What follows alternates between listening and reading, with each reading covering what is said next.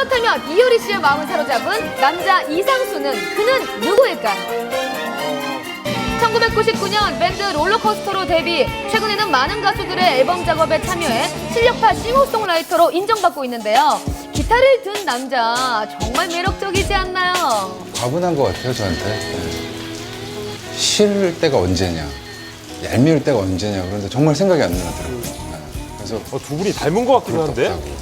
그런 네, 그건 아닌 것 같습니다. 생각이 안 나는 네. 걸 보면은 뭐 아직까지는 만족도는 10점? 절대 아닙니다. 달콤한 연애를 한 지도 3년째. 그래서인지 이번 두 사람의 결혼설은 많은 관심을 받고 있습니다. 9월 결혼설 정말 사실일까요? 이효리 씨 결혼설이 지금 저희도 지금 확인 중에 있으니까요. 예, 바로 답변 드릴 수 있는 게 없네요. 그러나 계속해서 확인되지 않은 추측들이 난무한 상황. 당일 오후 소속사 측은 조심스럽게 입장을 밝혔습니다. 그럼에도 불구하고 오는 9월 1일 이효리 씨의 제주도 별장에서 결혼을 한다는 구체적인 계획까지 거론되고 있는데요. 일상식으로 하나 지어서 워낙 자주 내려가니까 갈 때마다 이제 집에 있고 싶은 마음이 들더라고요. 그래서 나중에 결혼을 하면 그 집에 살 수도 있겠죠. 근데 지금은 일단 왔다 갔다 하는 별장 용도로 짓고 있는 거예요. 이미 상견례까지 마쳤다는 이야기에 이상순 씨 부모님도 해명에 나섰는데요. 두 사람의 결혼 소식은 기다리고 있지만 아직 구체적인 계획은 없다고 합니다. 그동안 예능 프로그램 출연하면서 공공연히 애정을 드러내 왔잖아요. 또 청첩장을 찍었다 또 이런 이야기가 나오면서 이렇게 결혼설이 구체적으로 불거진 것 같습니다. 아니 뭐 지금은 100점인데 뭐 시간이 지나면 어떻게 될지 계획을 모르니까. 아직 그 먼 미래까지는 안 보고 있는 거예요. 네, 뭐 자연스럽게 뭐 때가 되면은 만약에 서로 다른 사람하고 결혼을 한다면 서로 축가 불러주기로 했어요. 쿨하게. 두 분 예쁜 사랑 하시고요. 조만간 좋은 소식 기다릴게요.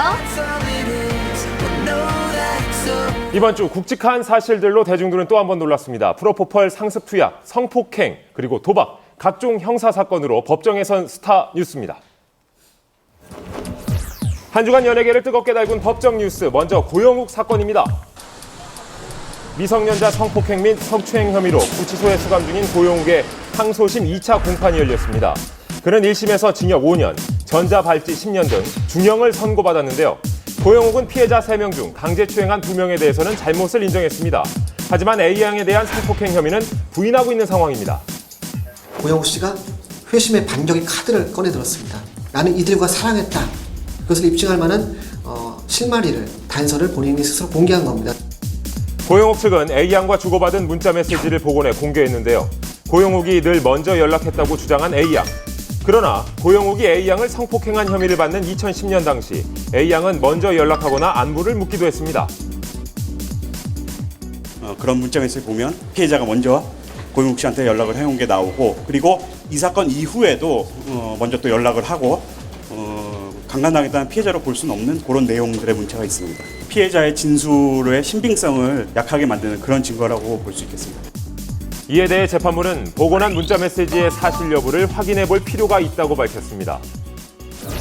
한편 전부터 A양을 알고 있었고 또 A양의 검찰 조사에서도 언급된 현직 경찰이 증인으로 출석했습니다. 2012년 5월 사건이 알려지기 전에 A양에게 고영욱 관련 얘기를 들은 적은 없습니다.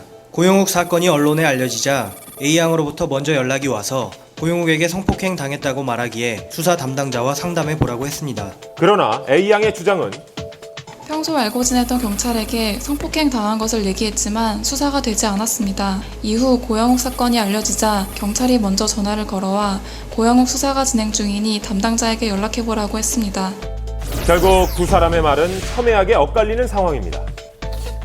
차기 재판은 굉장히 중요합니다. 사실 이 고영욱 씨 사건의 향방을 가릴 수 있는 가장 중요한 재판이 될 전망인데요. A양이 직접 법정에 출석해서 어떠한 피해를 당하는지 소상히 밝힐 예정입니다. A양에 대한 혐의가 무혐의로 입증된다면 고영욱 씨에 대한 형량, 처벌은 상당히 가벼워질 전망입니다. 반대로 A양의 주장에 일관성이 있다라는 재판부 판단이 내려진다면 고영욱 씨는 상당히 높은 아주 중형을 받게 될 가능성이 있다는 것이죠.